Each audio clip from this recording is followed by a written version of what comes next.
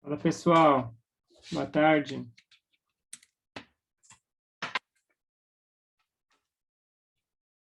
E aí? Só na boa?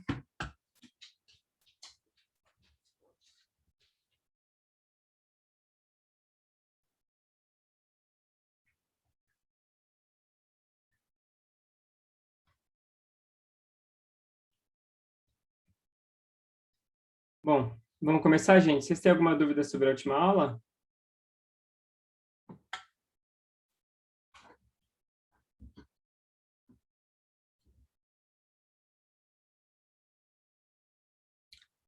Oi, João. Você está dizendo que tá errado no gabarito, é isso?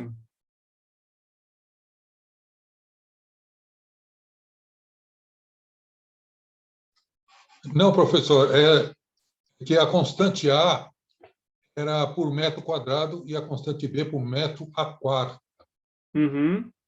certo? Ela tinha o valor, né, 0,25, a outra 1. Mas esse metro a quarta não influencia nos cálculos?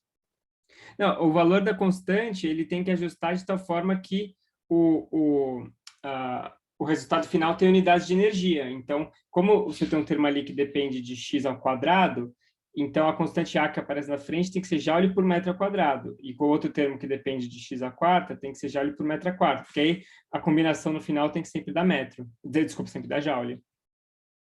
Não, ok, agora entendi. É por causa, o X também estava a quarta, então, elas por elas. Ok, Exato. obrigado. Beleza, gente. Então, vamos começar. Hoje a gente vai falar, né, o assunto principal da aula de hoje são colisões. Tá? Ou tem um outro nome para isso também, a gente chama de espalhamento. Tá? Então, espalhamento e colisões são quase sinônimos. Tá? A situação que a gente vai considerar é uma situação que tem assim o antes e o depois, né? Antes e o depois. Então, o antes era uma partícula vindo aqui, por exemplo, e uma outra partícula parada aqui. Então, essa partícula ela vem, né, aqui assim, está andando para cá. E o depois é, por exemplo, uma partícula voando para cá e a outra partícula voando para lá. Tá? Então, o que é crucial nessa ideia de colisões, né, é que você tem um estágio antes, onde elas estão muito distantes uma da outra. Né? Então, eu vou chamar essa aqui de partícula 1, essa aqui de partícula 2. Então, 1 e 2 estão distantes uma da outra.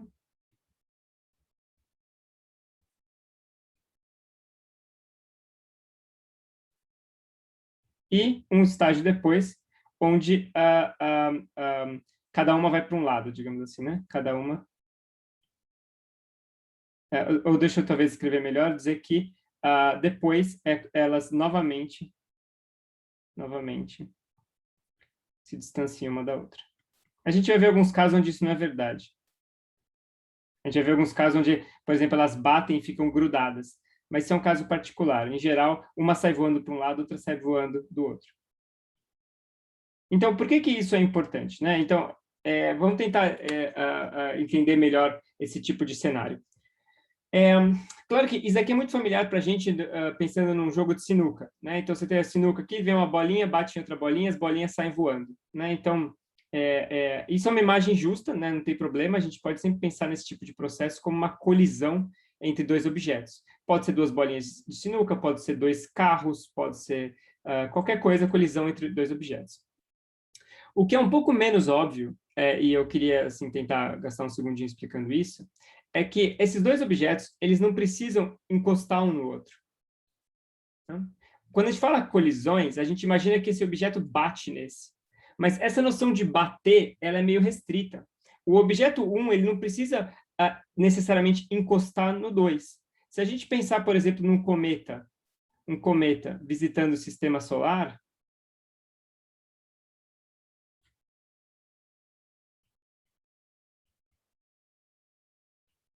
Isso aqui é exatamente o mesmo processo, porque o cometa vem lá de longe, e aí, por exemplo, imagina que isso aqui é o cometa, isso aqui é o Sol, né? Então, o cometa veio lá de longe, e lá longe ele não sente a influência do Sol, porque a força da gravidade cai com a distância.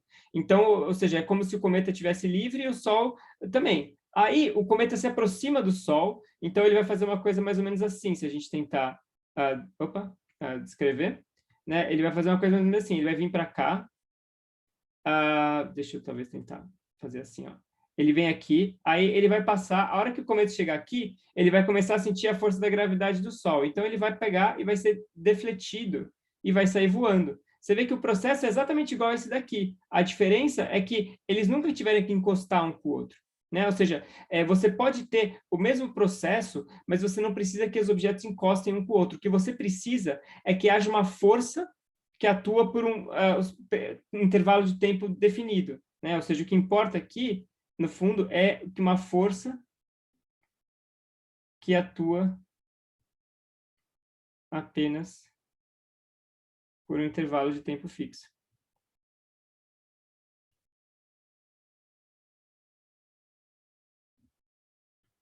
Ou seja, antes não tinha força e depois não tem força, mas no meio do caminho tem, né? Então, aqui não tem nenhuma força atuando, aqui tem. E no meio do caminho, você vai ter... Desculpa, aqui não tem, e no meio do caminho tem.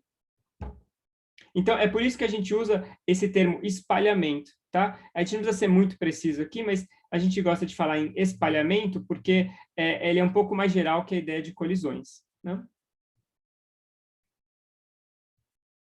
A própria bola de sinuca, ela se encaixa nesse mesmo contexto. A diferença é que na bola de sinuca, a força ela só atua quando as duas bolas estão muito próximas uma da outra, que é quando as nuvens atômicas dos átomos de uma bola começam a entrar em contato com as nuvens atômicas do átomo da outra. Então, a colisão entre duas bolas de sinuca também está descrita por esse mesmo tipo de cenário. A diferença é que a força ela atua aqui por um intervalo de tempo muito curto.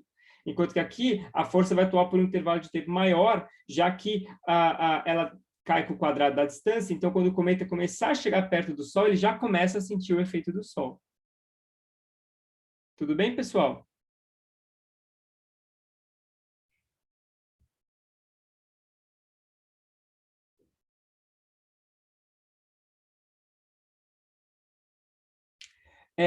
Então, espalhamento é uma área muito importante da física, né? Muito do que a gente faz na física tem a ver com espalhamento e com colisões. Você tem o LHC lá na Suíça, né?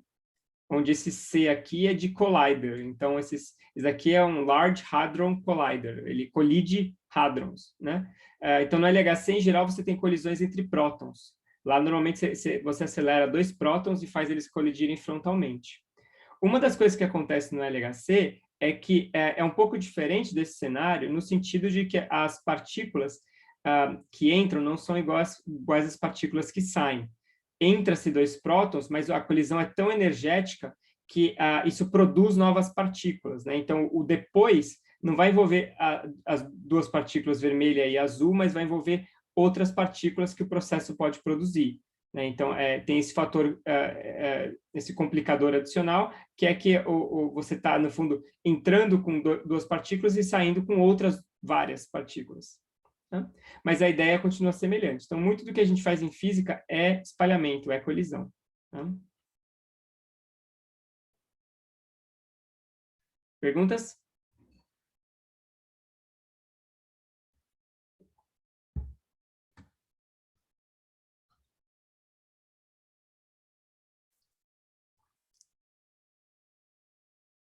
Como assim eterna, Giovanni? Você diz no caso do cometa com o Sol?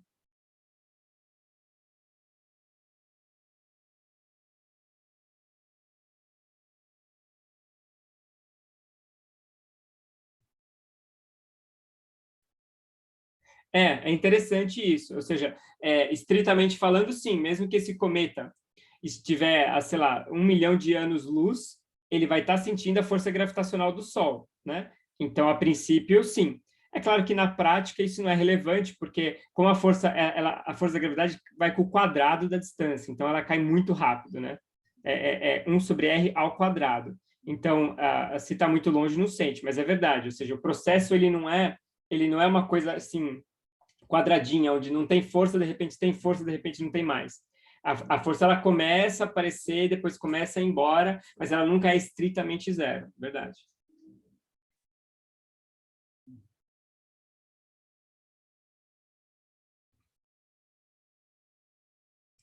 Ok. Então, o que está em jogo no processo de colisão, né? O que está em jogo é a conservação de momento.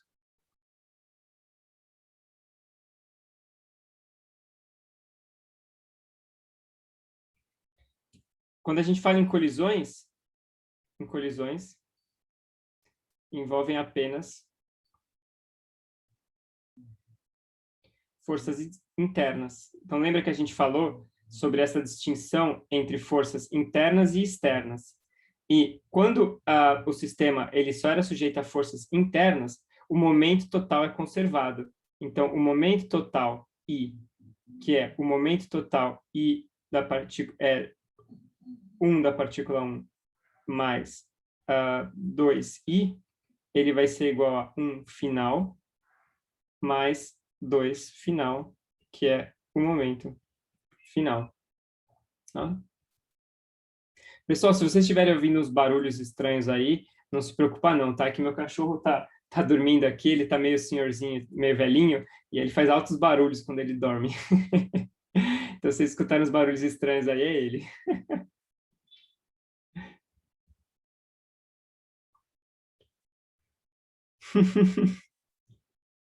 Então, eu tô atrapalhando o sono, é sacanagem, né, Vitor? Você viu que mancada?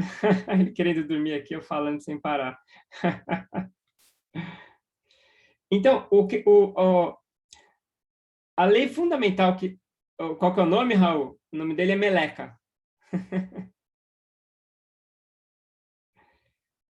Então, a propriedade fundamental que está associada a colisões é a conservação do momento, não necessariamente a conservação de energia, tá? Energia pode ou não ser conservada.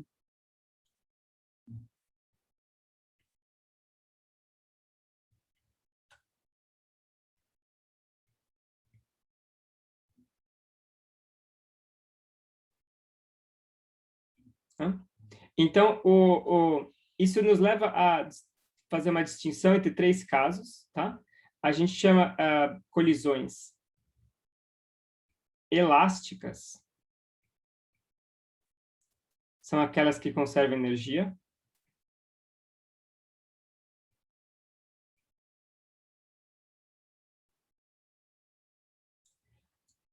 E colisões inelásticas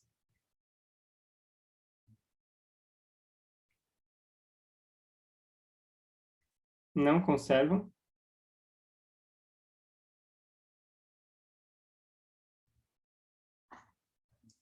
E, por último, a gente tem as colisões, que a gente chama de perfeitamente inelásticas,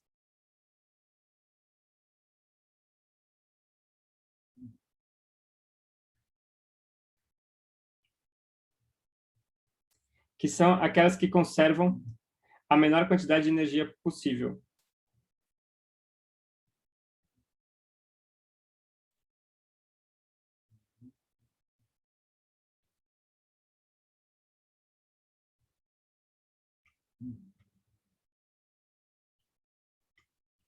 Então, no fundo, o que você tem são 2 extremos. Você tem a elástica, que é a que mais conserva, e a perfeitamente inelástica, que é a que menos conserva.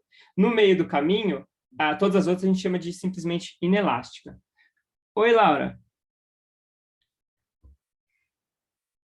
Que tem o quê, Laura?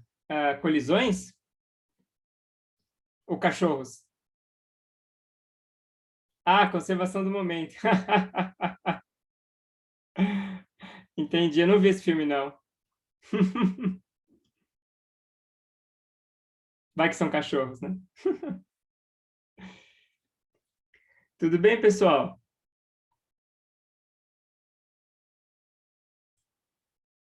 Então, o que a gente vai fazer na aula de hoje e na próxima é, no fundo, estudar alguns exemplos e alguns casos dessas colisões. Então, conservação do momento sempre vai estar valendo. Conservação de energia, a gente vai ter que ver caso a caso. Tá? Ok? Tranquilo?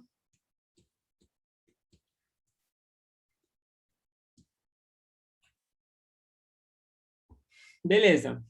Então, vamos começar com o nosso primeiro exemplo. O primeiro caso que a gente vai estudar são as colisões perfeitamente inelásticas.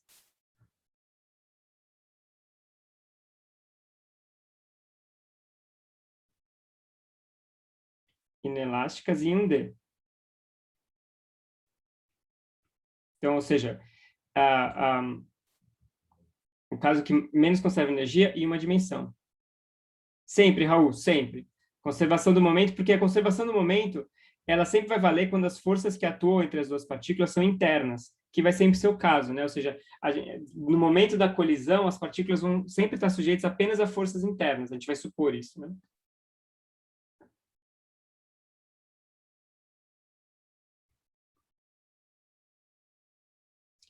Então, o cenário é mais ou menos o seguinte. A gente tem duas bolinhas aqui.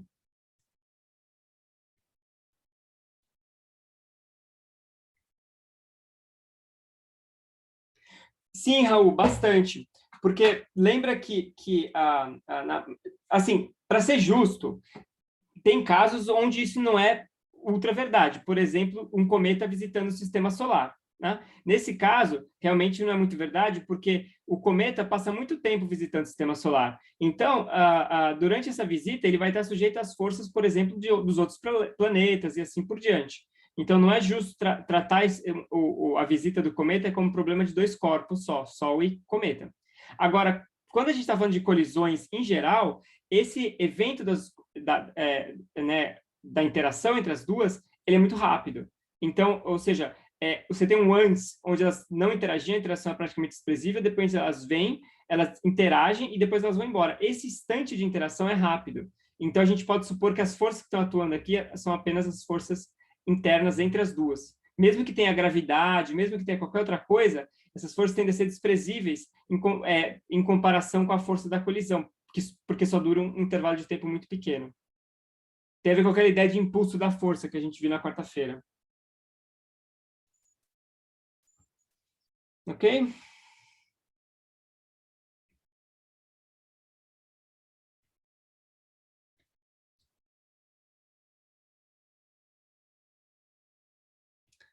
Então, o cenário que a gente vai considerar agora aqui é o cenário que você tem duas partículas em uma dimensão, dois carrinhos, qualquer coisa aqui, a gente vai supor que essa V1i é maior que V2i.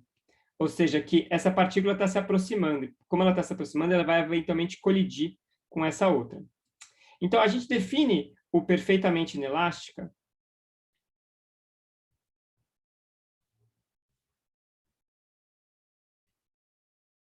isso aqui vai ocorrer quando uma partícula gruda na outra. Quando um grudar na 2. A gente vai mostrar que, de fato, quando essa partícula gruda na outra, esse é o caso que mais tem perda de energia de todos. Tá? Ou seja, seria, por exemplo, quando você pega uma bola que está murcha e você joga ela na parede. Né? Se a bola está cheia, você joga na parede e ela é refletida de volta.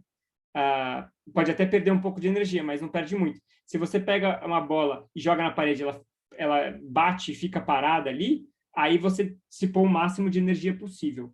Então, o caso perfeitamente inelástico é quando, depois da colisão, as partículas grudam uma na outra, ou seja, a velocidade final da partícula 1 é igual à velocidade final da partícula 2, que eu vou chamar de VF. Tá? E a gente vai mostrar que isso realmente é o caso que mais dissipa energia.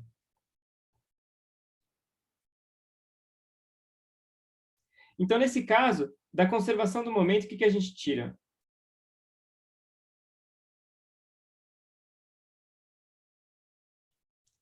A gente tem, né, aqui é fácil porque não tem que se preocupar com vetores. Né? Lembrem que isso daqui é uma igualdade vetorial, tem flechinha em todo mundo. Então, a conservação acontece no nível dos vetores, mas aqui é muito mais fácil porque é tudo 1D. Então, você tem simplesmente o momento inicial, que é massa-velocidade mais massa-velocidade, e isso tem que ser igual ao momento final, que é massa-velocidade mais massa-velocidade. Um final e dois final. Só que, como as velocidades são iguais, eu posso escrever isso aqui como sendo M1 mais M2, V final. Tá? Portanto, a gente vê que a velocidade final vai ser simplesmente uma média ponderada das velocidades finais de cada um dos sistemas. Tá?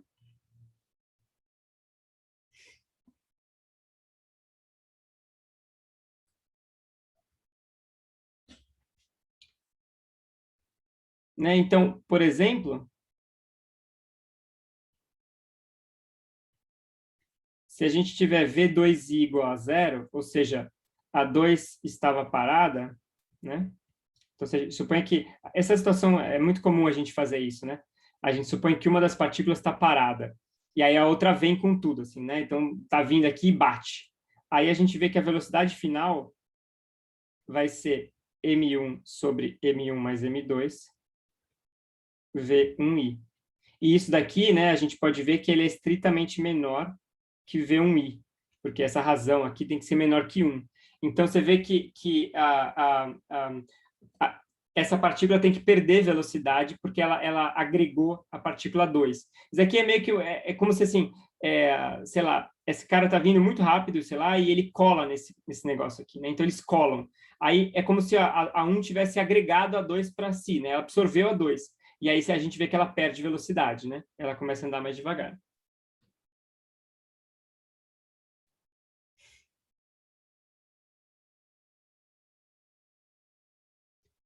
E vamos calcular também energia cinética nesse caso. A energia cinética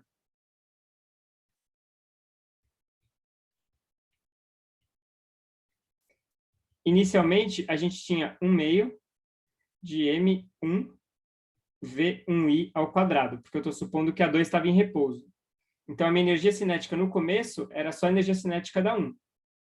E no final, eu vou ter 1 meio da energia cinética do meu sistema, que agora ele tem uma massa agregada aqui, né? M1 mais M2, V final ao quadrado. Não, Gabriel, não foi, isso é interessante. Não foi a quantidade de movimento que foi dissipada, né? Não foi momento que foi dissipado. O momento é conservado. Então, a gente vai ver que o que foi perdido é energia. Né? Esse processo ele perde energia. O momento não. O momento está aqui, não é perdido em nada. Beleza? Então, vamos ver aqui como é que ele perdeu, como é que o sistema perdeu energia. Então, olha só. Se eu substituo agora esse meu resultado para o VF, vai ficar o que aqui? Vamos tentar simplificar. Fica 1 meio de M1 mais M2. Aí fica esse cara todo ao quadrado. Então, fica M1 ao quadrado sobre M1 mais M2 ao quadrado, vezes V1i ao quadrado. Tá? E aí aqui eu vou fazer o seguinte, se vocês me permitem, então olha só, esse cara vai cancelar com esse 2 aqui, né? E o que eu vou fazer é o seguinte, ó, eu vou colocar aqui no cantinho 1 meio de M1 V1i ao quadrado. Eu vou colocar em evidência a velocidade, a energia cinética inicial, KI. Tá? E aí vamos ver o que sobra aqui. O que vai sobrar? Tem um M1 ao quadrado, então sobra um M1. E tem esse M1 mais M2 que existe aqui. Então fica M1 mais M2. Tá? Então você vê que KF, a energia cinética final, é de novo essa razão M1 sobre M1 mais M2 vezes a energia cinética inicial. Total, né? Isso aqui é o total inicial, total final. E isso aqui, de novo, é menor que KI. Então, ou seja, o sistema perdeu energia.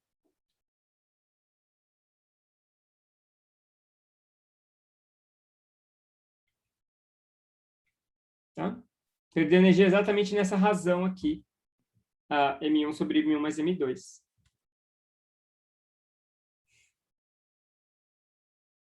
Beleza?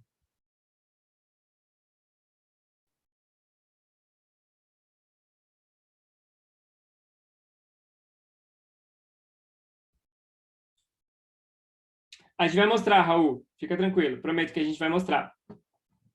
Não mostramos ainda. Por que que essa daí é a maior perda de energia, né? Não mostramos ainda, mas vou mostrar.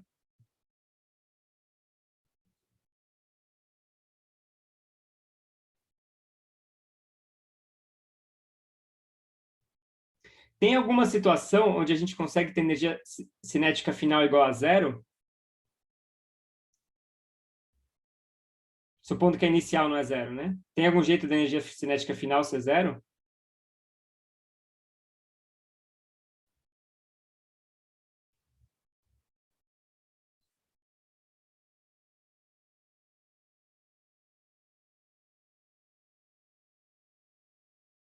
É, exatamente. É muito perto se o M2 for maior, muito maior que o M1, exatamente, Laura. E é isso aí também, João. Ou seja, seria o análogo de uma bala na parede. Ou se você jogar, para a gente falar de uma coisa um pouquinho menos bélica, sei lá, quando você joga o espaguete na parede, né? Você quer saber se o espaguete está pronto, você joga ele na parede.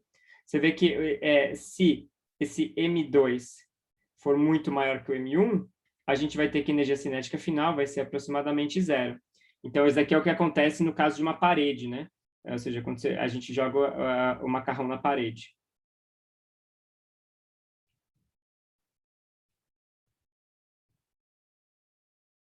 Tá? Né? Exemplos úteis.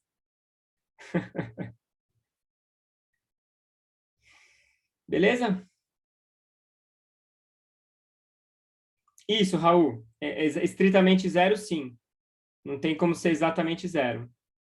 Nesse caso, né, tem outras situações que a gente pode ter, porque o que é interessante aqui é que a gente está supondo que a partícula 2 estava parada, né? Então, a gente pode voltar para essa fórmula aqui e a gente pode considerar agora um outro exemplo. Suponha que M1 igual a M2 e V1i igual a menos V2i, ou seja, as partículas estão vindo em direções opostas aqui. São duas partículas idênticas vindo em direções opostas. Então, essa nossa fórmula aqui, M1V1i mais M2V2i sobre M1 mais M2, você vê que ela vai dar estritamente zero, né? Então, nesse caso aqui, não dava para ter energia cinética zero, porque uma delas estava parada. Mas se a gente tem uma colisão absolutamente frontal, dá, né? Ou seja, o sistema, esse aqui vem para um lado, esse aqui vem para o outro, plau, bateu, parou, né? Se a gente tem V1i igual a menos V2i mais M1 diferente de M2, né? Então a velocidade final vai ser M1 menos M2 sobre M1 mais M2, V1i. Então, você vê que a velocidade ela pode ser positiva ou negativa, né? Dependendo do sinal das massas. Então, por exemplo, você tem duas partículas vindo aqui com velocidades iguais. Plau, bateram. Se essa daqui é mais pesada, o sistema como um todo vai andar para a direita. Se essa daqui é mais pesada, ele anda para a esquerda. Tá? Então, essas são outras situações interessantes de considerar. Beleza? Perguntas?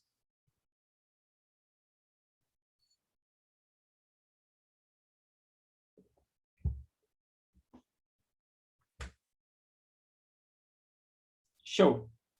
Tem um exemplo bacana disso daqui, é um pouco bélico, mas é bacana, que é o que a gente chama do pêndulo balístico.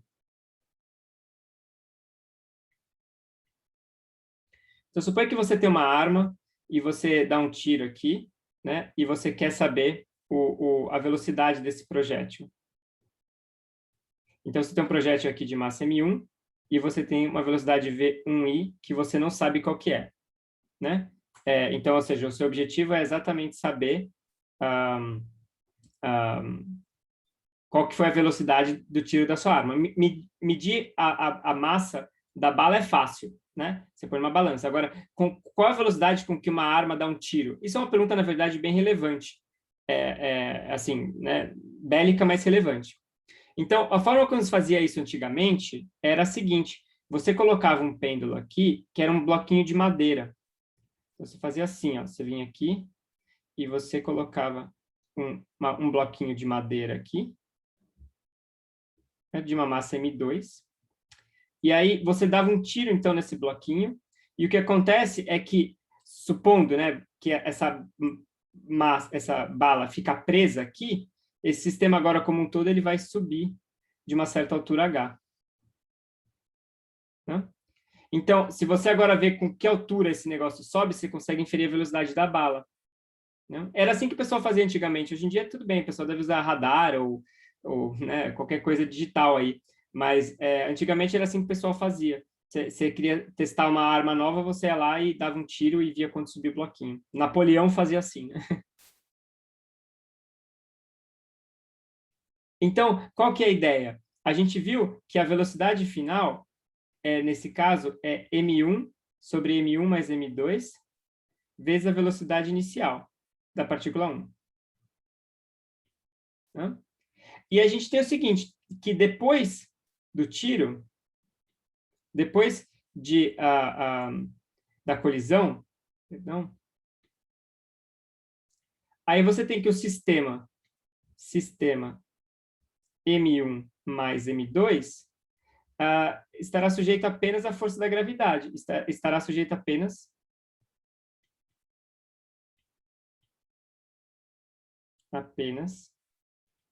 a forças conservativas. Né? Ou seja, que é a força da gravidade, a conservativas, a gravidade, tem a tensão na corda, né, etc.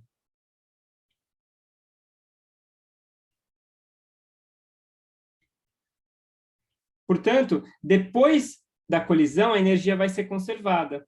Então, a energia cinética, 1 meio de m1 mais m2 v final ao quadrado, a energia cinética desse sistema vai, nesse processo, ser convertida em energia potencial. Vai ser convertida em mgh. Desculpa, em m1 mais m2 é gh. Massa total, né? Então, isso relaciona a velocidade final com a altura. E aí, essa relação aqui agora dá a velocidade final em termos da inicial. Então, a gente vai ter o que aqui? Vamos ver. A gente fica aqui, Vf ao quadrado é 2gh. E substituindo isso daqui, a gente vai ficar, então, que m1 ao quadrado sobre m1 mais m2 ao quadrado, v1i ao quadrado igual a 2gh. Portanto, V1i vai ser igual a M1 mais M2 sobre M1 raiz de 2gh. Tá? Ou seja, olhando para a conservação de energia no processo que acontece depois da colisão, a gente consegue estabelecer que toda a energia cinética aqui vai agora ser convertida em energia potencial. Então, eu acho que esse exemplo ele é importante porque ele ensina a gente a pensar de forma modular, em processos. Né? Você tem processos aqui que, na verdade, não são exatamente separados, mas são quase que praticamente separados. Primeiro a bala atinge o bloco, depois o bloco sobe. Na prática não é exatamente assim, né? Na prática, a bala já tá entrando aqui no bloco e o negócio já está todo subindo. Mas você tem aqui uma separação muito clara de escalas de tempo. O processo da bala atingir o bloco ele é muito rápido, a bala está muito rápida. Então, plau, chegou aqui e colidiu. E aí depois, agora, esse sistema como um todo começa a subir lentamente. Não? Então, acho que o legal desse problema é ilustrar como é que a gente consegue trabalhar com dessa forma modular, separando os processos. Primeiro isso acontece, depois aquilo acontece. Né? Um processo envolve conservação do momento, então a colisão envolve conservação do momento, mas depois o que está em jogo é conservação de energia nesse movimento do pêndulo. Tudo bem, pessoal? Faz sentido?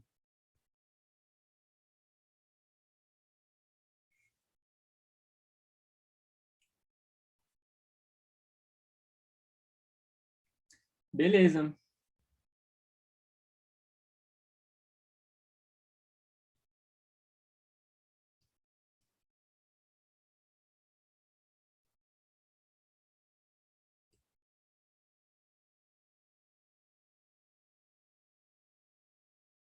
Pergunta, gente.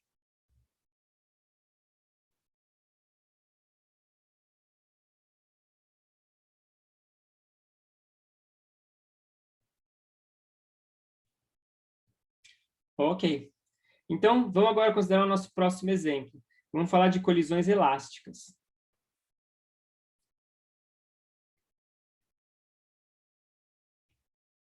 Em 1D. Eu vou continuar falando de 1D para ser mais simples, tá?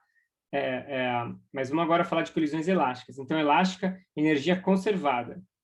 Então, agora, a gente tem a seguinte situação. A gente tem, primeiro, a conservação de momento.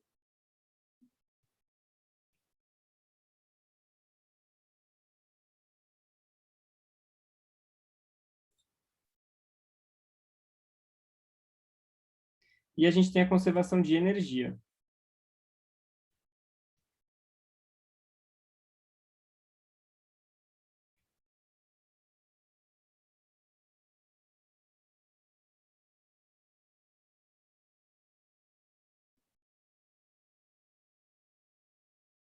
Então, isso eu acho legal a gente olhar para isso, né, por um instante, porque se a gente é ingênuo, a gente pode pensar que, na verdade, essas duas equações dizem a mesma coisa, né?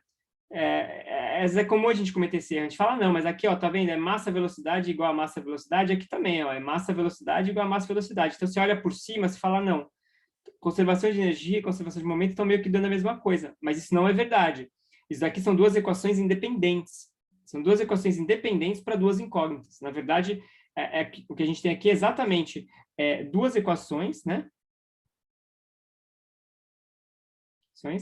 Para duas incógnitas. Quem que são? V2F, V1F e V2F, as velocidades finais. Então, essas aqui vão ser duas equações que vão me dizer quais vão ser as velocidades finais dos dois sistemas, dadas as velocidades iniciais.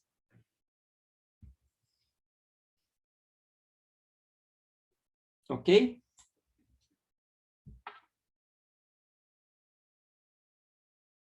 Isso está claro, gente? Ou é confuso ainda? Eu realmente queria enfatizar isso porque isso gera muita confusão a primeira vez que a gente vê. Ou seja, essa ideia de que energia e momento são coisas separadas. Quando a colisão é elástica, eu tenho essas duas equações. Essa primeira sempre vale. Então, essa primeira aqui é sempre válida, né?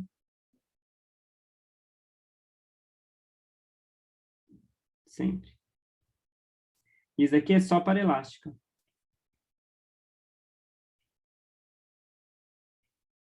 Tá? Show. Então, agora, o que a gente tem é um trabalho algébrico aqui. A gente pode dar um break na física. O que a gente tem agora é o trabalho de que seriam duas equações para duas incógnitas, a gente tem que resolver essas equações. Tá? Então, a gente poderia ficar manipulando as coisas aqui, jogando as coisas de um lado para o outro, tá? Esse é o tipo de equação que elas não são assim complicadas do ponto de vista, né, conceitual, mas são meio chatinhas. Se a gente começar a tentar isolar um negócio, joga na outra, etc., pode dar uma bela lambança, tá? Então, vamos fazer isso com um pouco de cuidado. Tem um jeito conveniente de resolver essas equações, que é a seguinte. Então, eu vou chamar essa equação aqui de 1 e eu vou chamar essa equação de 2, tá? Então, a gente vai começar reescrevendo essa equação 2 da seguinte maneira. M2, V2F ao quadrado menos V2I ao quadrado. Eu vou escrever esse cara aqui. Desculpa, V vezes V1F ao quadrado. Não, desculpa, gente. Falei bobagem. V2I ao quadrado. Então, o que eu vou fazer?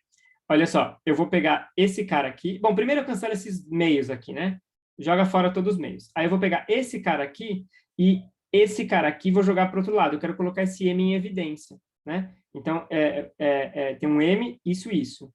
E aí, do lado esquerdo, fica a mesma coisa, mas ela aparece com o sinal trocado. É menos M1, V1F ao quadrado, menos V1I ao quadrado.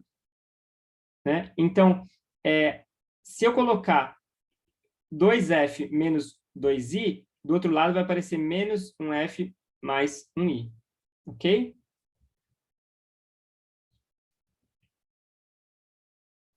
E agora eu uso a seguinte igualdade, né, matemática. X ao quadrado menos y ao quadrado é x menos y, x mais y.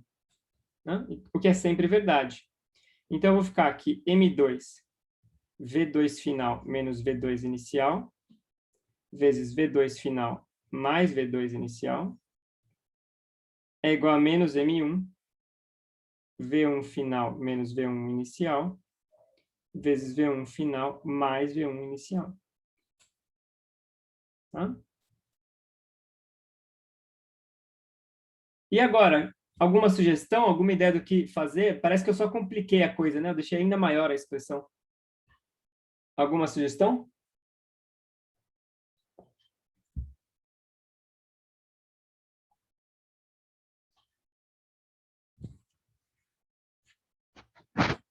Usa a equação do momento.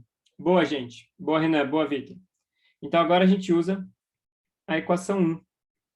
Ó, se a gente colocar a equação 1 aqui, se eu de novo agrupar as massas nela, eu vou ficar assim, M2, V2 final menos V2 inicial, vai ser igual a menos M1, V1 final menos V1 inicial. Tá? Então, vamos chamar isso aqui talvez de equação 3.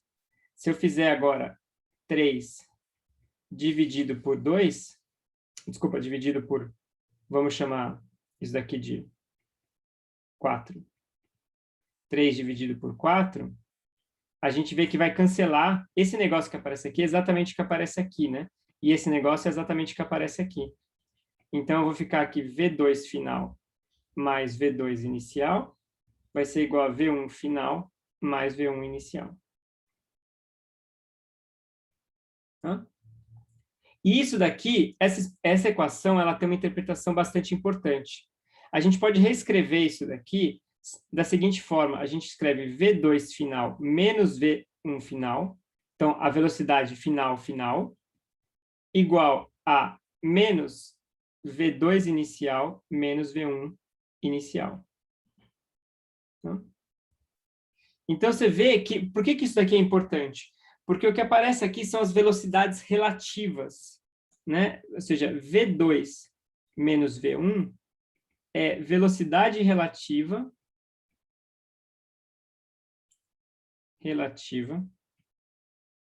de 2 com relação a 1.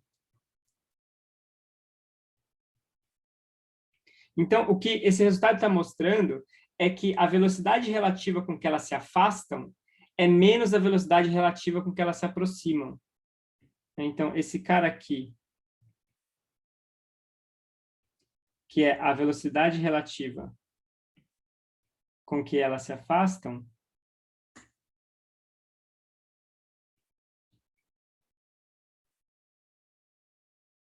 isso aqui é igual a menos a velocidade relativa com que elas se aproximam.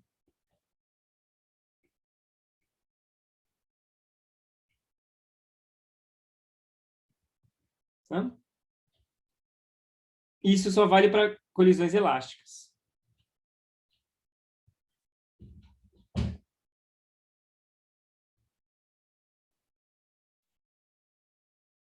Perguntas?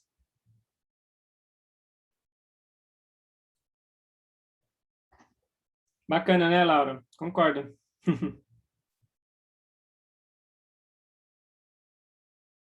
Então, o que a gente sobra com isso? A gente tem agora duas equações para resolver. Eu vou copiar, a gente continua tendo a equação do momento aqui. Então, o que a gente sobra agora são duas equações, né?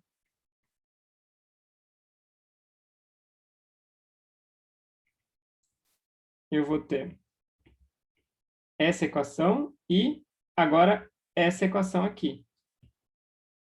V2 final menos V2 inicial igual a menos V2, desculpa, menos V1 final igual a V2 inicial menos V1 inicial.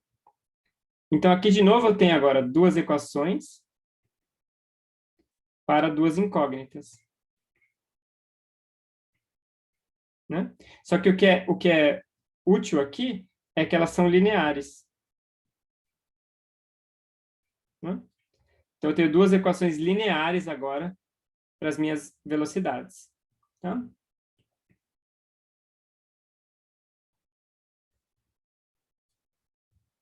Eu vou deixar como exercício para vocês resolverem esse sistema de equações. Tá? Esse aqui agora é um sistema de equações lineares, é mais fácil de resolver.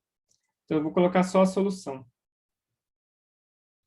A solução é assim, ó, V1 final vai ser M1 menos M2 sobre M1 mais M2, V1 inicial, mais 2 M2 sobre M1 mais M2, V2 inicial.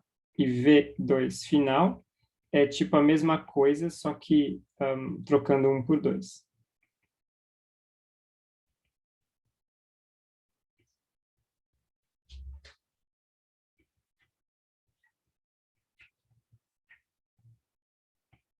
Ok?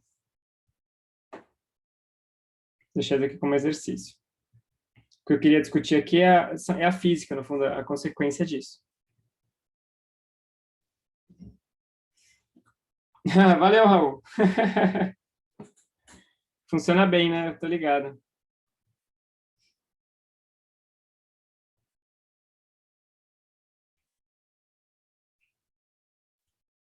Ok, vamos agora analisar o resultado, né? Então, analisando. Análise do resultado. Então, vamos supor, né, que a partícula 2 está em repouso. V2 inicial igual a 0. Né? 2 em repouso. Então, aqui é bem o esquema da bola de sinuca ali, né? Uma bola está parada, a outra vem e bate. Né? Então, com isso, a gente fica que a velocidade final, né, se eu pegar aqui e jogar fora esses dois termos, a gente fica que a velocidade final da primeira partícula é dada por isso daqui. E a da segunda partícula é dada por isso daqui. Tá?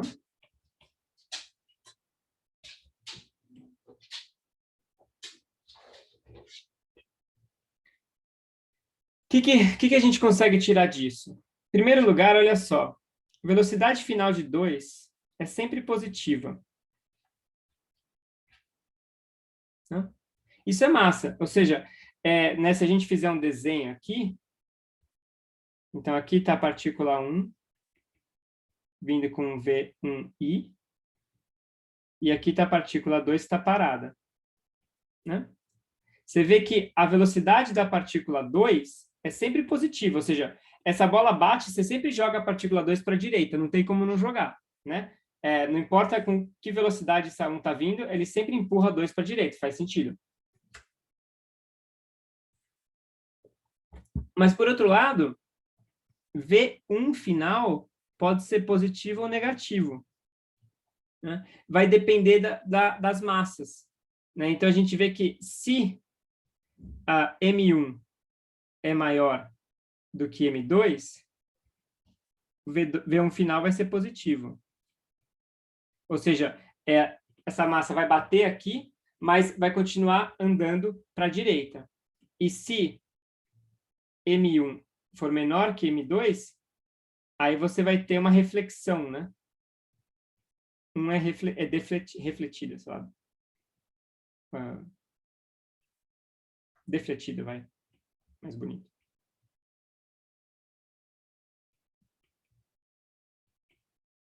Hã?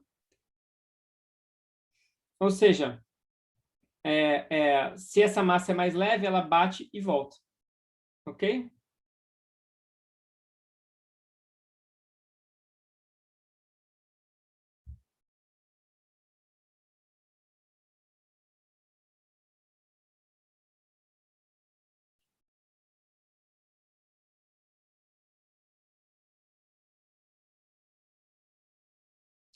Uma outra coisa que a gente pode se perguntar é o seguinte, o quanto que a velocidade da partícula 1 é afetada por causa da partícula 2, porque a ideia aqui...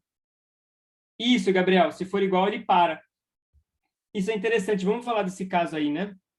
Se M1 igual a M2, o que acontece? Olha só, vamos olhar para nossas fórmulas. Esse cara vai ser igual a 0, V1 final vai ser igual a 0, e V2 final vai ser igual a 2M1 sobre 2M1. Então, vai ser igual a V1 inicial. Então, se as massas são iguais, essa para e essa sai voando com a mesma velocidade que esse daqui tinha. Isso acho que ilustra bem a ideia de conservação de energia, né? Ou seja, aqui você está essencialmente transferindo perfeitamente a energia cinética desse cara para esse cara aqui. Então, como elas têm massas iguais, essa para por completo e essa daqui continua como se fosse essa daqui.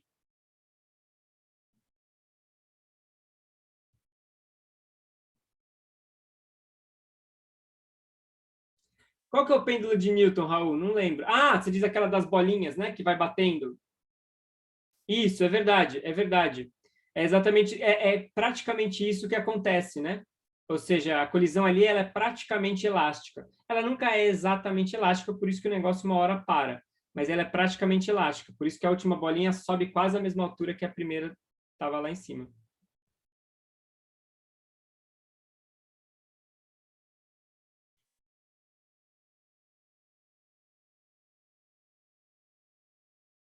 Isso, Raul. A natureza da colisão vai depender do tipo de interação entre os objetos. No caso de bolinhas, vai depender da superfície desses objetos, da elasticidade do objeto e assim por diante. É um processo da interação de contato entre os dois objetos.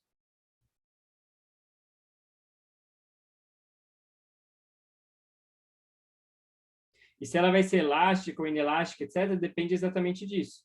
Então, por isso que você vai, quando você quer fazer, por exemplo, uma bola de tênis, por exemplo, você vai desenhar uma bola de tênis, você quer usar materiais que vão tentar deixar sua bola de tênis o mais elástico possível. Né? A colisão da bola de tênis é a mais elástica possível, porque você não quer que a bola perca energia no processo. Né? Você quer que ela, quando ela bata no chão, ela suba o máximo que for possível.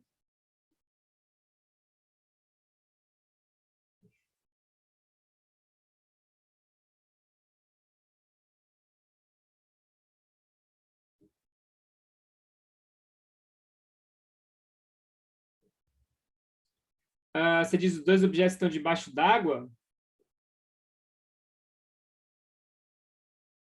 Sim, entendi. É uma boa pergunta, Raul. Sim, em primeira aproximação, sim, né? Eu digo primeira aproximação no sentido de supondo que a água não afete os objetos. Mas é claro que debaixo d'água, imediatamente depois da colisão, eles vão sofrer uma fortíssima dissipação, né, de atrito ali, o atrito com a água.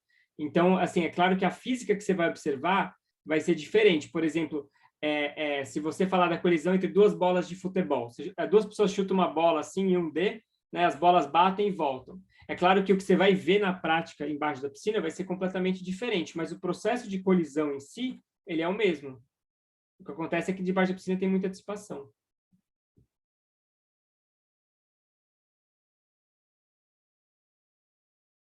Beleza. Uma outra coisa legal que a gente pode analisar aqui é o quanto que essa partícula ela perdeu de energia nesse processo, porque, ou seja, a bolinha está vindo aqui, ela pode tanto ir para frente quanto para trás, mas uma coisa é fato, ela tem que ceder energia para a partícula 2, porque inicialmente,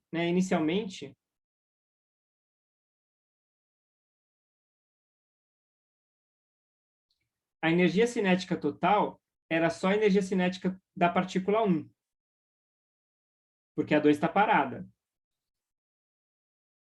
Né? Mas a energia cinética final, agora, é a soma das energias cinéticas de cada uma. Tá? Então, claramente, como isso é conservado, né? Significa que a 1 tem que ceder energia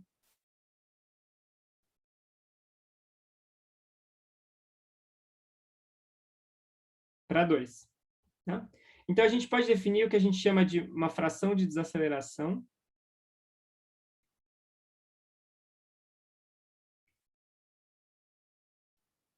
que é essencialmente, a gente vai chamar de F minúsculo. Isso aqui é o quanto ela perdeu de energia cinética, a partícula 1. Tá? Só que a gente fala que é uma fração porque a gente quer ver isso adimensional, então a gente divide pela a energia cinética inicial. Ou seja, isso é 1 menos a razão entre energia cinética final e inicial. E aí eu pergunto para vocês, né? Quando que esse negócio vai ser 0? Quando que esse negócio vai ser 1? Então vamos pensar um pouco. Em que condição você acha que essa fração de desaceleração vai ser igual a 0?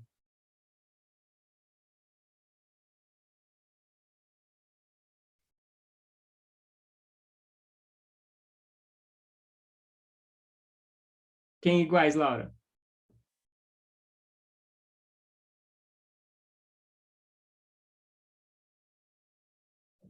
Isso aí, energia, né? Energia cinética final igual a inicial. Então, isso aqui é quando K1 inicial, K1 final é igual a K1 inicial. Ou seja, não tem perda nenhuma, né? Não cede nada. Não cede nada. E ele vai ser igual a 1 quando?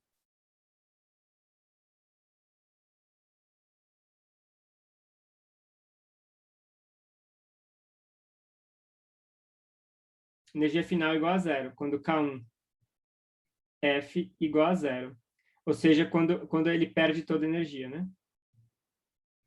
Então, você vê que essa fração de desaceleração ela é um número bacana, porque ela te dá o quanto da energia cinética que foi perdida, e é um número adimensional, né? Então, o número entre 0 e 1 que vai te falar quanto que eu perdi. Eu perdi 10% de energia, eu perdi 30% de energia, e assim por diante. Tá? Então, a gente pode ver qual é que é a cara desse objeto. Então, substituindo as fórmulas da energia cinética final, que é M1 V1 final ao quadrado, sobre M1 V1 inicial ao quadrado, isso aqui vai ficar 1 menos a razão entre as velocidades ao quadrado. E agora, eu uso o meu resultado aqui, ó. Tá vendo? A razão das velocidades é esse cara ao quadrado sobre esse cara ao quadrado vai dar exatamente essa birosca aqui ao quadrado. Então, F vai ser 1 menos M1 menos M2 sobre M1 mais M2 ao quadrado. Tá? E vamos tentar simplificar um pouco isso daqui. Vamos massagear essa fórmula para ver se a gente simplifica ela um pouco mais. Então, o que eu vou fazer é o seguinte, eu vou pegar esse cara no denominador e vou subir ele para cá. Então, eu vou colocar um grande M1 mais M2 ao quadrado aqui. E aí, quando ele sobe, ele vai ficar com M1 mais M2 ao quadrado, e tem esse termo aqui, M1 menos M2 ao quadrado.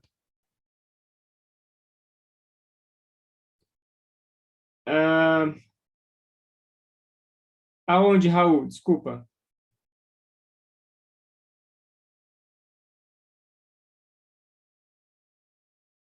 Ah, poderia, verdade, olha, inteligente, beleza. Se a gente poderia escrever isso como sendo, não sei se vale a pena fazer aqui, mas 1 menos isso e 1 mais isso. Pode ser também.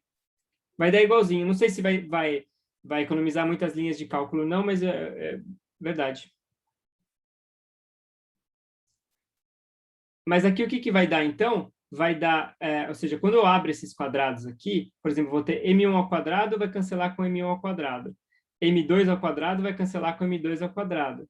O único termo que ele vai cancelar é aquele termo cruzado, que aqui é 2M1M2, e aqui é menos 2M1M2, que aí conspira com o sinal de menos aqui. Então, a gente vai ter que F vai ser 4M1M2 sobre M1 mais M2 ao quadrado. Tá? E, por último, para a gente poder fazer um gráfico disso daqui, vamos expressar esse F, não em termos das massas, mas da razão das massas. Então, eu vou fazer o seguinte, ó, eu vou colocar aqui, eu vou fazer assim, ó, tem esse meu quadrado aqui, né? Esse é o quadrado aqui, eu vou colocar um M1 em evidência. Tá? Então, eu coloquei um M1 em evidência. E aí, esse cara vai sair como um M1 ao quadrado. Então, isso daqui vai ficar 4M1, M2 sobre M1 ao quadrado, 1 mais M2 sobre M1 ao quadrado. E, portanto, a gente pode escrever esse F como sendo só, ele vai depender só das razões aqui, né? Ele só depende dessa razão, M2 sobre M1. 1 mais M2 sobre M1 ao quadrado. Tá?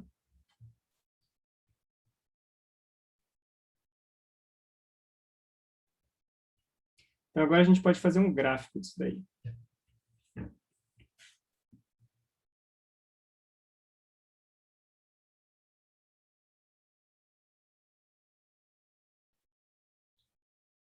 Esse gráfico vai ter a seguinte cara. Ele vai ser assim. E aí ele cai aqui. Onde isso daqui é 1. Então, e aqui é 1 também. Então, isso aqui a gente sabia, né? Quando as massas são iguais, a desaceleração é total. É aquilo que a gente acabou de discutir. Se as massas são iguais, essa perde toda a sua energia para essa daqui. Então, a fração de desaceleração é máxima. Por outro lado, quando as massas não são iguais, a fração de desaceleração é menor. Então, essa curva, ela diz para a gente o quanto que a partícula cedeu de energia numa certa colisão. Isso é útil, né? Na hora de realizar os cálculos e tudo mais, quando você quer... eu vou dar um exemplo prático, no caso de reatores nucleares, por exemplo, que isso é usado para na hora de desenhar dispositivos ou desenhar várias coisas.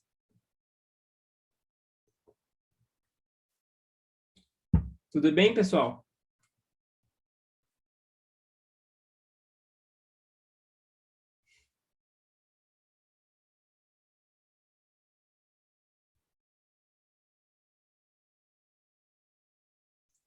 Beleza. Então, vamos fazer um exemplo disso daí, que é um exemplo bacana, que é o que a gente chama de moderação de nêutrons.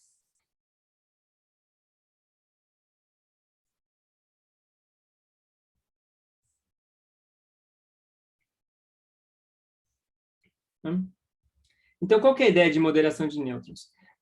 As reações nucleares, né, elas funcionam como um processo em cadeia. Né? A reação nuclear é uma reação em cadeia, porque o que acontece?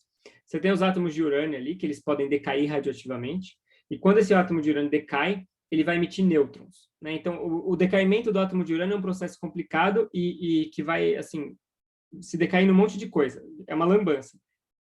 Entre esse monte de coisa que o urânio decai, ele emite alguns nêutrons. Então, ele cospe alguns nêutrons que saem voando.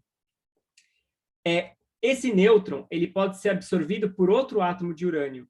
E isso vai acelerar o processo de decaimento. Então, a ideia é mais ou menos a seguinte. Eu tenho aqui um átomo de urânio. Tá? E ele vai decair. Então, ele vai decair e vai emitir um monte de partículas para tudo quanto é lado. Entre elas, ele vai emitir um nêutron aqui. Esse nêutron vai, então, andar até ele chegar num outro átomo de urânio. E ele vai ser capturado por esse átomo. Né? Então, o urânio captura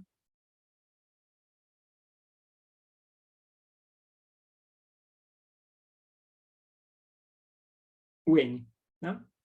E isso daqui acelera o processo de decaimento. Então, o urânio ele tem um decaimento natural, né? A cada instante de tempo, a cada segundo, tem uma certa probabilidade desse urânio decair, né? Mas esse decaimento ele é longo, tá? Mas quando esse urânio ele absorve um nêutron, isso daqui incentiva ele a decair mais rápido.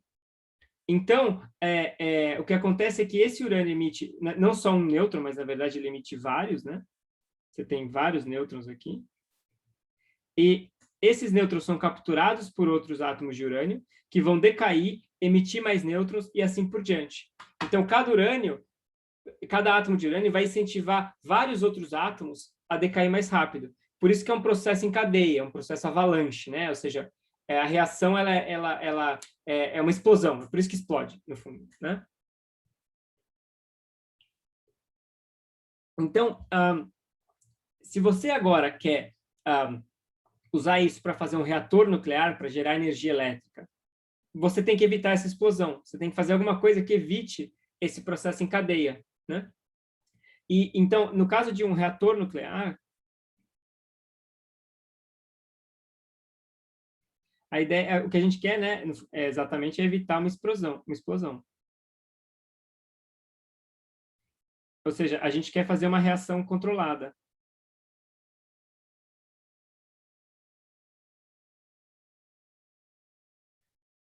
Então, qual que é a ideia? É por isso que, exatamente, né, Gabriel? Por isso que a gente fala que a gente está moderando os nêutrons. A gente quer que esse processo ocorra, mas a gente quer que ele ocorra de forma controlada, sem que a coisa saia fora, né, das nossas mãos e que exploda. Então, a forma como se faz isso é você introduzir um outro elemento químico no reator. Em geral, introduz grafite. Introduzimos grafite, ou seja, carbono, né, no reator, entre os átomos de urânio. Então, ou seja, em vez de a gente ter lá uma amostra cheia de urânio, a gente vai ter esse urânio espaçado, né, entre várias varetas ali, ou várias estruturas de grafite. Né? Porque qual que é a ideia? A ideia agora é que o nêutron vai colidir com o grafite. Pode colidir com os átomos de carbono. Né? O nêutron, ele é neutro, então ele está nem se lixando para os elétrons. Né? O problema dos nêutrons é que, como eles não têm carga, você não consegue... a única forma de você frear um nêutron é fazendo ele colidir com outros núcleos. Né? Ou seja, com outros núcleos atômicos. O nêutron não está nem aí para os elétrons, porque ele não sente a interação do elétron, ele não sente a força elétrica. Né? Então, o nêutron, no fundo, ele vai colidir com os átomos de carbono. E aí a gente pode agora usar essa ideia de fração de desaceleração para ver qual que é a energia cedida pelo nêutron. Então, se a gente colocar que a massa do carbono ela é 12 vezes a massa do nêutron, né, a gente vai ter que a fração de aceleração vai ser 4 vezes 12 dividido por 1 mais 12 ao quadrado. Isso aqui vai dar aproximadamente 0,28. Né? Então, a ideia é que, né, como essa aqui é a fração de aceleração, ela é um número entre 0 e 1, onde 0 você não cede nada e 1 você cede tudo, isso significa que o nêutron vai estar cedendo 28% da sua energia. Então, o nêutron cede 28% da sua energia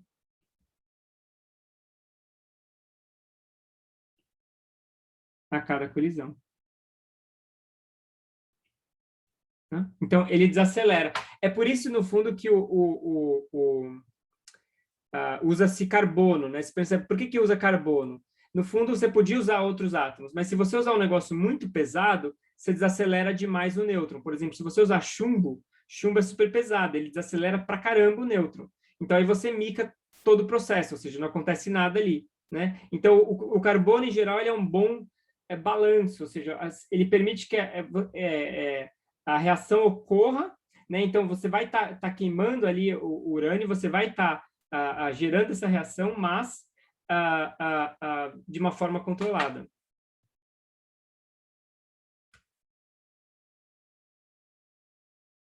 Uma coisa que as pessoas às vezes não percebem, gente, e isso é importantíssimo, é que o reator nuclear, ele é uma caldeira, tá? O que você está fazendo ali é esquentar água, literalmente esquentar água. Por isso que o reator nuclear tem aquelas piscinas, né? Você está simplesmente esquentando a água via essas reações com o átomo de urânio. Esse negócio de água pesada, Celso, vem exatamente daí, que você quer, você vai ter água ali, que vai ter elementos radioativos nela, e vai ter outros elementos e outros átomos na sua água. Então, a água vai estar contaminada, né, com esse tipo de elemento. Chernobyl é fenomenal, né, Lara? Muito, muito boa aquela série. Exatamente. Então, o que se faz no reator nuclear é ferver água, é literalmente uma chaleira. Você ferve água e essa água, esse vapor de água que vai girar uma turbina para gerar energia elétrica. Então, o que você quer é que a coisa funcione de um jeito que você consegue gerar esse calor. Você quer gerar calor. Uma explosão também gera calor, mas uma explosão é um calor descontrolado, né? Existe uma linha tênue, digamos assim, entre o que é uma explosão e o que é simplesmente esquentar uma piscina. Uma explosão é a mesma coisa, só que ela é de forma descontrolada e muito mais intensa. Tá? Então, o que você está fazendo é gerando calor. E aí você tem que escolher o tipo de material que você vai colocar ali e, claro, o design do seu reator, etc., para que você consiga frear legal, ou seja, moderar esses nêutrons a ponto de manter a reação controlada. Colocar o quê, Gabriel?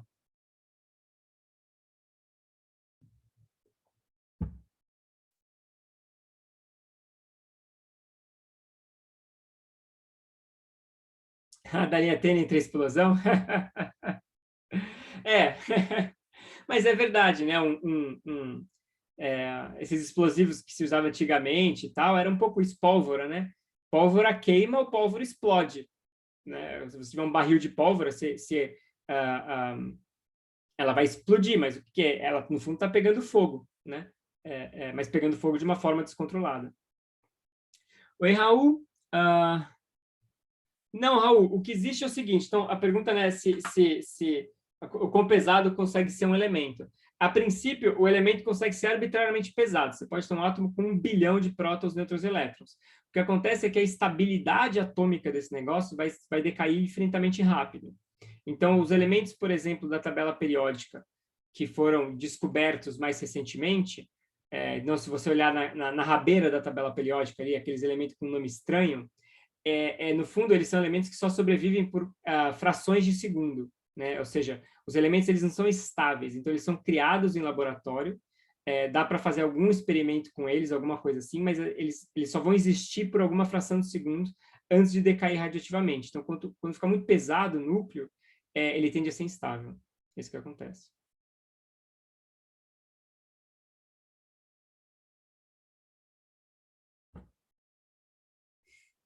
Beleza, pessoal? Perguntas?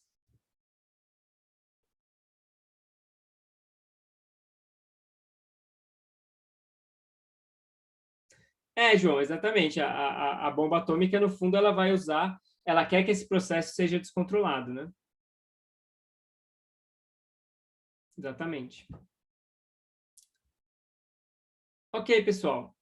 Então, vamos agora, para terminar a aula de hoje, resumir um pouco do que a gente disse, e vamos falar de uma coisa chamada coeficiente de restituição.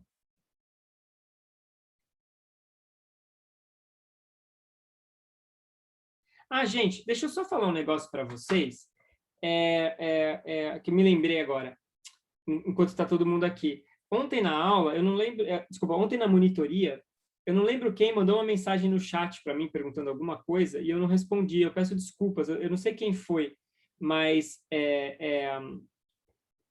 eu estou na monitoria, tá? É que eu fico numa outra janela, então eu não vejo quem entra. Vocês têm que falar alguma coisa no microfone para conseguir escutar, senão o Zoom não me notifica. Então alguém mandou uma mensagem, eu estava aqui na frente do computador, mas eu só vi depois porque tipo não recebi notificação. Tá? Então, quando for assim, abre o microfone e dá um alô que eu vou estar escutando, prometo. Tá? Desculpa aí por ontem. Bom, voltando. Coeficiente de restituição. Então, a gente viu 2 casos limites até agora. As colisões perfeitamente inelásticas, onde as 2 partículas ficam grudadas uma na outra, e as colisões elásticas, onde as partículas a colisão conserva energia. Né? No caso de uma colisão inelástica,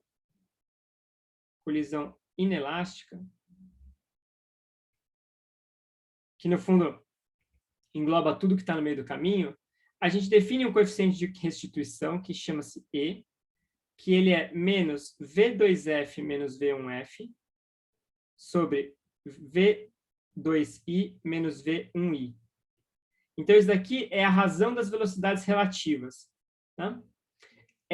Isso daqui que está no denominador é a velocidade relativa com que as partículas se aproximam, né? Então, ou seja, quão rápido elas estão se aproximando, e o que está aqui é o quão rápido elas estão se afastando. Tá? Então, isso aqui é uma boa medida, no fundo, de quão conservativa foi a energia. Porque, olha só, a gente tem que, no caso da colisão elástica,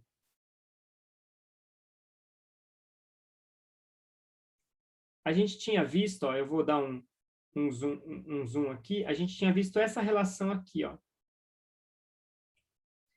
2F menos 1F é menos 2I menos 1I. Então, você vê que isso aqui é exatamente o que aparece lá no coeficiente de restituição. Ou seja, nesse caso, né, essa razão aqui é igual a 1. Por outro lado, na colisão perfeitamente inelástica, quanto que vale esse negócio na perfeitamente inelástica? Vocês sabem? Alguém tem uma sugestão aí?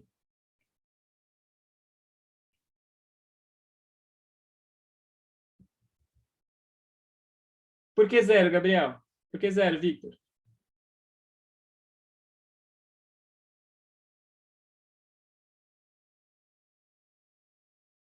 Porque as finais vão ser iguais, né? Na colisão inelástica, as energias finais vão ser exatamente iguais.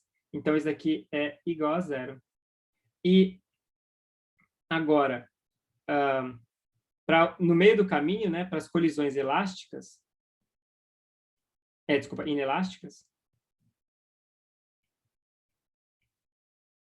aí eu tenho esse E como sendo alguma coisa entre 0 e 1. Tá? Exatamente, Carlos, elas não se afastam. Uhum.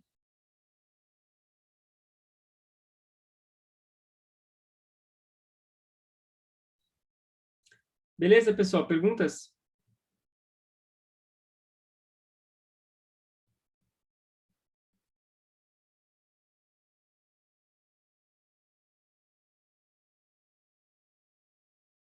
Vocês topam mais um exemplo? Vamos fazer um exemplo rapidinho aqui para terminar? Pode ser?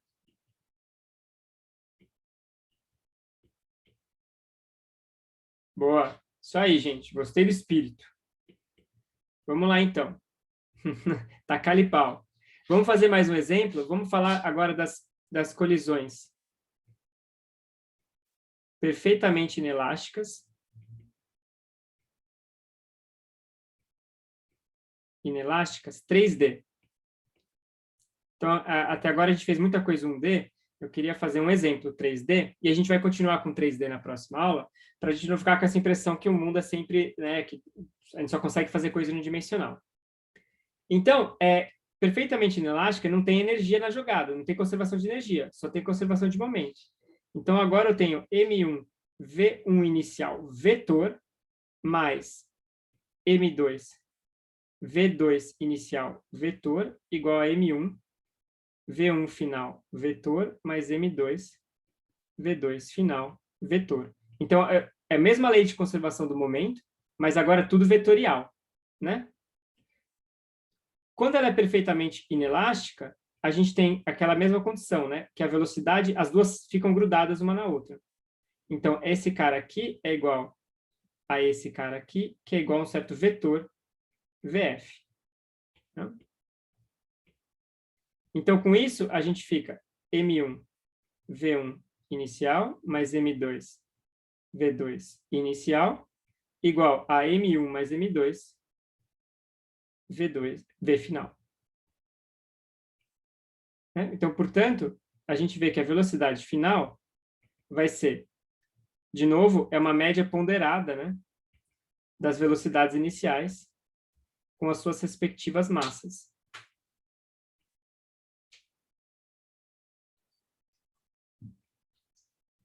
Tá?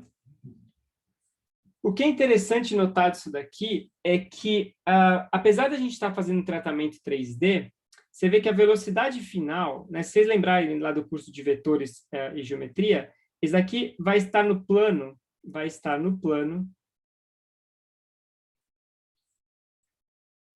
formado por V1 inicial vetor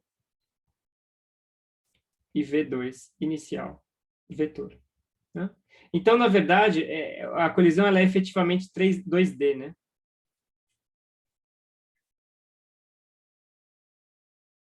Ou seja, o que importa é o vetor, a direção do vetor velocidade da partícula 1, do vetor velocidade da partícula 2, e tudo vai ocorrer num plano definido por esses dois vetores. Então, para ilustrar isso, vamos considerar um exemplo. Suponha que você tem assim, ó, você tem uma rua assim, ó, um cruzamento. Então, Rafael, isso é complicado. A gente vai fazer isso na próxima aula.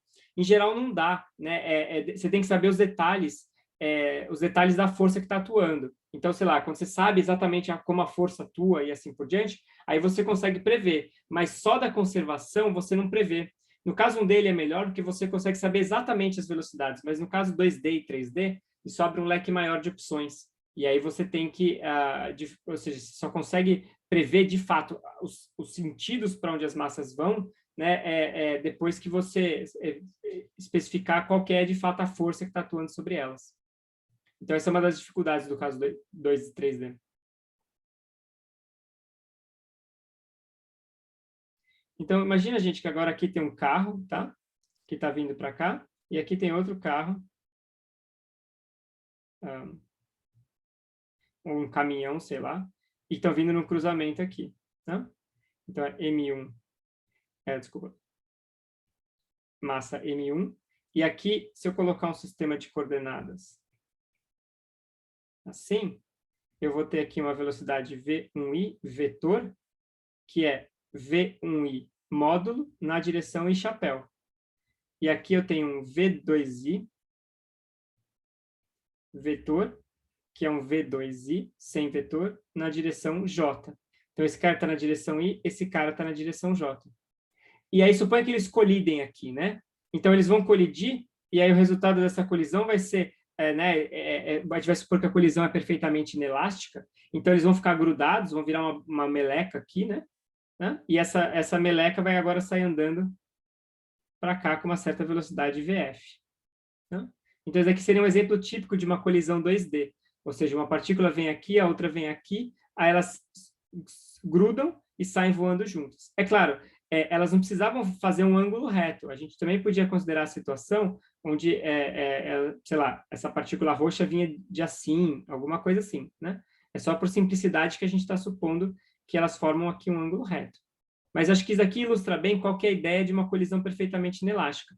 Os carros vêm aqui, eles batem, eles ficam grudados entre si, e eles vão agora começar a ser arrastados nessa direção. Então, a pergunta que você pode fazer, por exemplo, é em qual direção eles vão ser arrastados? Né? Essa pergunta faz sentido, ela é intuitiva. Por exemplo, se esse daqui é um carro, esse daqui é um caminhão, a gente sabe que o sistema vai ser arrastado meio que para cima, assim, né? É um pouquinho para o lado, mas tipo, bastante para cima, porque o caminhão tem um momento muito maior que o momento do carro, então ele vai ser mais ou menos para cá. Por outro lado, se esse daqui é mais pesado, vai ser meio que para cá, assim, né? Então, a gente pode tentar determinar esse tipo de coisa. E para isso, a gente basta saber essa fórmula aqui, né? Então, o que a gente vai obter? A gente vai obter aqui V final, vetor, vai ser M1 sobre M1 mais M2, V1 inicial na direção I, mais M2 sobre M1 mais M2, V2 final na direção J. Opa, sem o flechinho aqui. Na direção J. Então, você vê que isso aqui vai ser um vetor, o vetor velocidade, né? Ele vai ter componentes I e J. Né? E a gente pode, inclusive, traçar aqui um ângulo, ó, tá vendo? Colocar um ângulo θ aqui, né? Que é o ângulo que esse cara faz com a horizontal. Então, a gente tem esse ângulo θ, que é igual ao ângulo que o sistema vai se arrastar depois da colisão.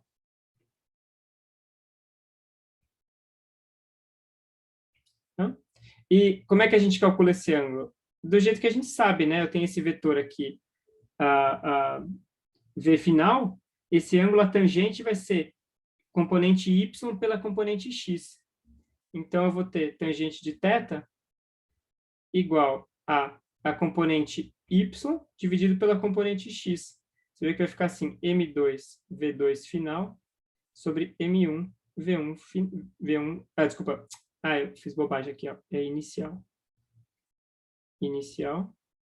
Inicial. Não? Ou seja, você vê que isso aqui é o módulo do vetor da partícula 2, inicial, pelo módulo do vetor momento da partícula 1, inicial. Tá? Então, o que determina o ângulo que elas vão sair deslizando aqui tem a ver com a razão dos momentos. É por isso que o caminhão, ele arrasta o carro. Mesmo que o carro esteja rápido, o caminhão esteja devagar, né? Você pode ter um carro a 100 por hora, um caminhão a 50, mas a massa do caminhão, em geral, é muito maior que a massa do carro. Então, o caminhão vai arrastar o carro bem mais para cá, né? E vice-versa. Ou se os dois carros têm massas iguais, aí o ângulo vai ser determinado pelas velocidades. Então, por exemplo, suponha que os carros têm a mesma massa, mas esse daqui está mais rápido. Então, se esse daqui está mais rápido, em geral, eles vão se arrastar mais para cá, né? Alguma coisa assim. Então, o pessoal do CSI lá usa isso daqui para determinar, por exemplo, a velocidade inicial antes da colisão, né? E o pessoal fala assim, ó, como a velocidade aqui estava tanto, como o ângulo foi tanto, então esse carro tinha que estar pelo menos com uma certa velocidade, alguma coisa assim. Você consegue ter uma ideia, né, disso daí, de qual tinha que ser a velocidade do carro pelo ângulo que ele está se arrastando.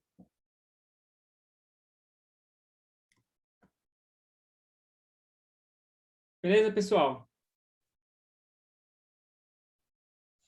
Sim, João, no LHC é 3D.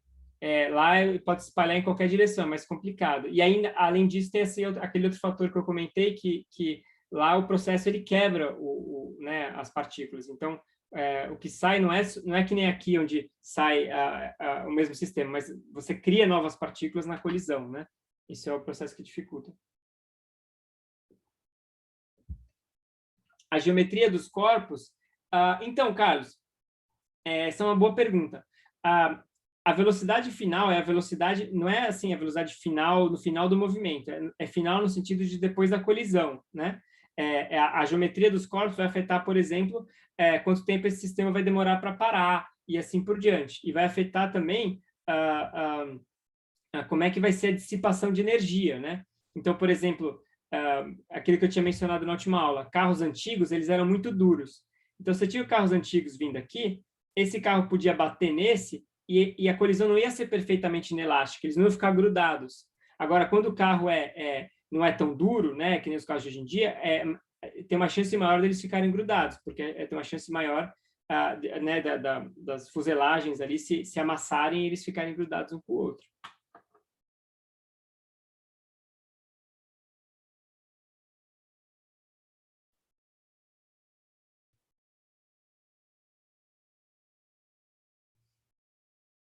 Beleza, pessoal? É isso. O que eu queria falar para vocês por hoje é só.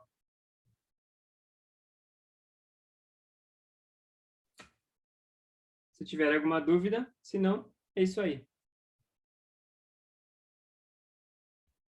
Valeu, João. Você também. Bom fim de semana. Pode, Raul. Pode sim. Fica à vontade. Oi, Obrigado, Ana. professor. Oi, Raul. Tá me ouvindo? Tô sim. Eu queria saber se o senhor conhece o livro An Introduction to Mechanics, do Kleppner e do Colin Cole. Acho que é assim que pronuncia Colin Cole. Porque eu estava tentando ler esse livro aqui, eu tinha dado uma pesquisada e tal, tinha buscado umas referências e eu vi que ele era um livro um pouquinho mais avançado, digamos assim.